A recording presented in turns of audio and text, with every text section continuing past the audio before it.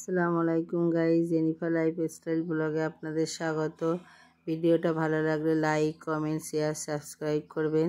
আজকে আলুর পাকোড়া ও এঁচোড়ের পাকোড়া বানাবো, সেটা শেয়ার করছি। আলু সেদ্ধ করে ম্যাশ করে নিয়েছি, তেল গরম হয়ে গেছে, ভালো করে তেলে দিয়ে দিয়েছি। দেখো, তেলে দিয়ে ভাজা ভাজা করে নিচ্ছি। এঁচোড়টাও ম্যাশ করে নিয়েছি সেদ্ধ করে, ভালো করে মশলায় দিয়ে নেড়ে নেড়ে অনেকটা লঙ্কা দিয়েছিলাম, ঝাল ঝাল না হলে ভালো লাগে না। মশলা দিয়ে ভালো করে এঁচোড়টাকে ভাজা ভাজা করে নিয়েছি। ভাজা ভাজা করে নেওয়ার পর সব রেখেছি। দেখো, ব্রেড, এখানে চালের গুঁড়ো, ময়দা ভালো করে গুলে নিয়েছি। তারপরে এক এক করে ঠান্ডা হয়ে গেলে এই বানানো শুরু করে দেব। ব্রেডগুলো ভিজিয়ে ভালো করে ওতে আলুরটা ভাজা দিয়ে দিয়েছি, দিয়ে ভালো করে রোল করে ময়দাতে ডিপ করে ব্রেড ক্রাম্বস দিয়ে তেলে দিয়ে দিয়েছি। দেখো, ভাজা হয়ে গেছে।